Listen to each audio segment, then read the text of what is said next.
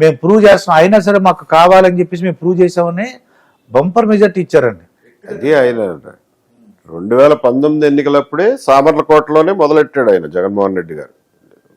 ఇది పవన్ కళ్యాణ్ గారి మీద వ్యక్తిగత దోషులు, కార్లు మార్చినట్లు భార్యలను మారుస్తారు, అది ఇది అని చెప్పి అక్కడే ఆయన మొదలెట్టాడు.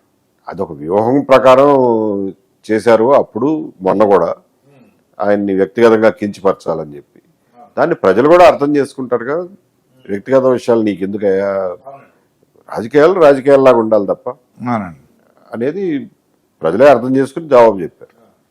జగన్మోహన్ రెడ్డి గారి మీద అభిమానం ఉన్న వాళ్ళు చాలా మంది అంటుంటారండి, వాళ్ళు నిజంగా ఆయన కక్షపూర్తి చర్యలు కాకుండా ఆయన పరిపాలన ఆయన చేసుకుంటే రెండోసారి కూడా ఆయన వచ్చింది సార్. ఇది ఇలాగ ఏది వ్యక్తిగతంగా దూషించకుండా చంద్రబాబు నాయుడు గారు జైల్లో పెట్టకుండా ల్యాండ్ టైటిల్ యాక్ట్ అని పెట్టారండి. దాని మీద బొమ్మలు వేసేసుకుని ఇవన్నీ భయపడిపోయారండి.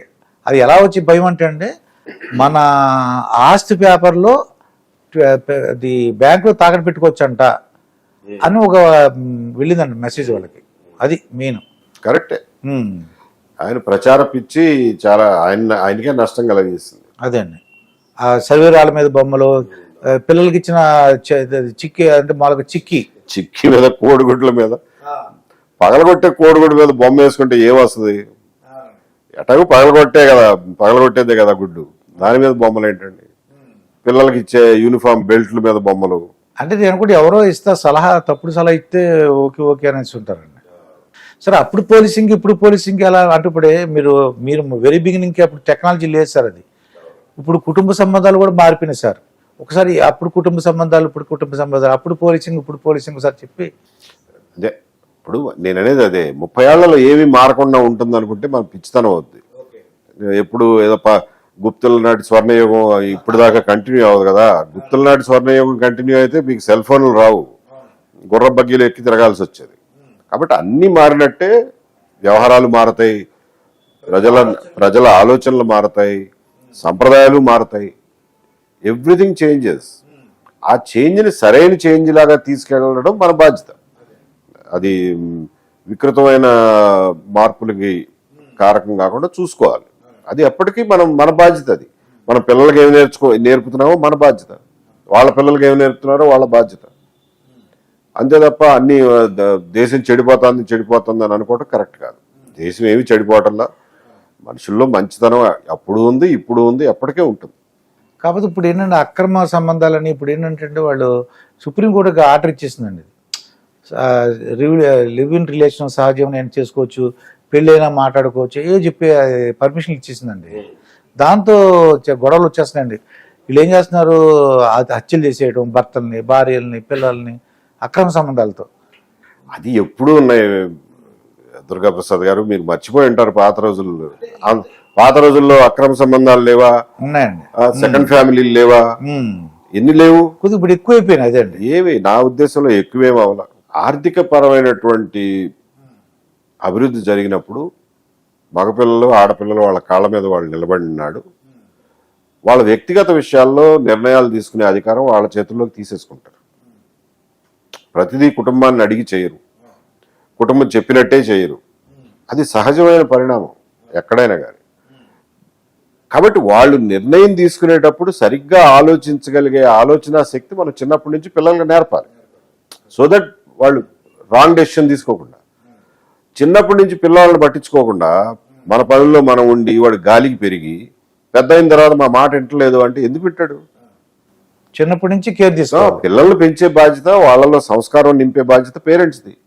పేరెంట్స్ ఆ బాధ్యత నిర్వర్తించిన ఫ్యామిలీల్లో మీకు ఎక్కడా కనపడదు ఈ ప్రాబ్లం. సో మనుషులు చెడిపోతున్నారు అనేదాన్ని నేను ఒప్పుకోను. మనుషులు ఏమి చెడిపోవట్లా, అన్నీ బాగానే ఉన్నాయి. మనం సమాజాన్ని సరైన దారిలో నడిపించుకోవడం పెద్దలుగా ఎక్స్పీరియన్స్ ఉన్న మనుషులుగా మనది బాధ్యత. మీరు ఏదన్నా పోస్ట్ ఎక్స్పెక్ట్ చేస్తున్నారని, నాకు ఈ పదవి అంటే ఇష్టం, ఈ అంటే ఈ డిపార్ట్మెంట్ అయితే నేను చేయగలను, లేకపోతే ఇది అయితే ఈ వింగ్ అయితే నేను చేయగలను, నాకు ఇష్టం, అలాగే ఉన్నాయి సార్ అన్న? లేదండి, నాకు పదవి ఇంపార్టెంట్ అని అనుకుంటే ఏదో ఒక పదవిలో కూర్చునేవాడిగా అది కాదు. ఏం పని చేస్తున్నాం అనేది ఇంపార్టెంట్ మనకు. ఇప్పుడు ఉద్యోగం చేసిన వాళ్ళు ఉద్యోగం చేస్తామండి, ఉద్యోగంలో ఏ పోస్ట్ ఇస్తే ఆ పోస్ట్లో ఉద్యోగం చేస్తాం, అంతే కదా. ట్రాఫిక్ ఉద్యోగం ఇస్తే మీరు క్రైమ్ లా అండ్ ఆర్డర్ చేయరు కదా, చేయలేరు. ట్రాఫిక్ ఉద్యోగమే చేస్తారు. ఉమ్. అంటే ఎవరో చెప్పింది మీరు చేయాలి. మీరు ఎందుకంటే గవర్నమెంట్ సర్వెంట్ కాబట్టి మీ సొంత నిర్ణయాన్ని తీసుకోవడానికి మీకు వీలు పడదు. రిటైర్ అయిపోయిన తర్వాత నాకు ఆ స్వేచ్ఛ ఉందిగా, నేను ఏం చేయాలి, నా లైఫ్తో ఏం చేయాలి, నా టైం ఏం చేయాలి అనేది నా ఇష్టం. సో ఏది ఇంపార్టెంట్, ఏది ముఖ్యం, సమాజానికి ఏది పనికొస్తుంది, నేను ఏ రకంగా సమాజానికి కంట్రిబ్యూట్ చేయగలను అనేది నాకు తెలుసు. తెలుసు. ఉమ్. కాబట్టి ఒక పదవో లేకపోతే ఇంకొకటి, ఎన్ని పదవులు చూడలా. ఇప్పుడు కొత్తగా వచ్చే పదవులు, కొత్తగా వచ్చే కిరీటాలు ఏముంటాయి, అదే ఇవన్నీ చూస్తారు మీరు. చూసాం కదా. ప్రతి మనిషికి ఉంటది, ఎవరికైనా కొంచెం అంటే ఒక రాజ్యసభ కావాలనో లేకపోతే ఎమ్మెల్యే అట్లాంటివి కూడా ఉంటాయి. కొంతమందికి రాజకీయపరమైన కోరికలు కానీ, జీవితంలో జనరల్ గానే రికగ్నిషన్ కావాలనో ఇంకొకటో అలాంటి కోరికలు ఉంటాయి. మ్యాస్లోస్ నీడ్ హైరార్కీలో లాగా self actualisation needs kick in అవుతాయి. ఒకవేళ కూటమి ప్రభుత్వం మీకు ఇస్తే మీరు తీసుకుంటారా వద్దంటారా? ఒక స్టేజ్ దాటిన తర్వాత. కానీ నేను దాదాపు అన్ని సెల్ఫ్ యాక్చువలైజేషన్ స్టేజ్ దాటిపోయి ఉన్నాను ఇప్పుడు. కాబట్టి ఇప్పుడు నేను చేయగలిగిందల్లా నా టైంని ఏ రకంగా బెటర్గా ఉపయోగించుకోవచ్చు అనేది అనుకున్నప్పుడు నాకు కనిపించింది సమాజానికి ఎదురుగా ఉన్న అత్యంత ప్రమాదం జగన్మోహన్ రెడ్డి, వైఎస్ఆర్సీపీ పార్టీ, జగన్మోహన్ రెడ్డి గారి రాజకీయ శైలి, ఆయన రాజకీయాలు చేసే తీరు, పద్ధతి. దాని నుంచి సమాజాన్ని రక్షించుకోవడానికి నా చేతనైన ప్రయత్నం చేద్దామన్న ఉద్దేశంతో ఇందులోకి దిగా. అది ఏమన్నా మరి బెదిరింపులు కానీ మీకు కానీ ఇబ్బందులు ఏవి రాలేదు. ఏం రాదండి. మీరు చెప్పినట్టు జేఎన్ఏ అని వస్తుందండి. జేఎన్ అంటే జగన్ నెవర్ ఎగైన్. ఓకే, మీరు దానికి యాక్రోనిమ్ తయారు చేస్తారు. జేఎన్ఏ ఉద్యమం అంట. JNA Jagan never again. JNA ఉద్యమం కాదు, జన ఉద్యమం కావాలి.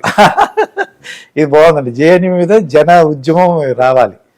పాపం అది ఏంటంటే చాలా భయపడ్డారు, మెయిన్ అదే భయపడ్డారులేండి. అది ఇప్పుడు పెన్షన్ వచ్చిందా సార్, వస్తుందా సార్? కొన్ని వచ్చినాయండి, ఇంకా కొన్ని రాలేదు, అది నడుస్తున్నాయి కాగితాలు పైన. అంటే పెన్షన్ ఫిక్స్ అయిపోయింది, ఇంకా వెళ్ళలేదండి మీకు? ఇంకా కాలేదండి. మీకు ఒక 1 lakh అని రావచ్చు అనుకున్నాను సార్ నేను, లేకపోతే 1,50,000 కానీ. మగవాళ్ళ పెన్షన్, ఆడవాళ్ళ వయసు అడగకూడదు. అంటే నేను ఎల్వి సుబ్రహ్మణ్యం గారిని అడిగానండి. అంటే ఎందుకు అడిగానంటే అండి, ఒక చీఫ్ సెక్రటరీలో ఆ లెవెల్కి వెళ్ళిన వాళ్ళు ఎంత వస్తుంది అని అడిగితే నాకు ఒరిస్సా చీఫ్ సెక్రటరీ చెప్పాడండి.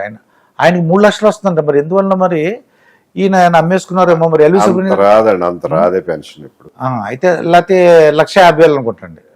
ఈ ఎల్వి సుబ్రహ్మణ్యం గారికి 1,00,000 రూపాయలు వస్తుందటండి నాకు చెప్పారు.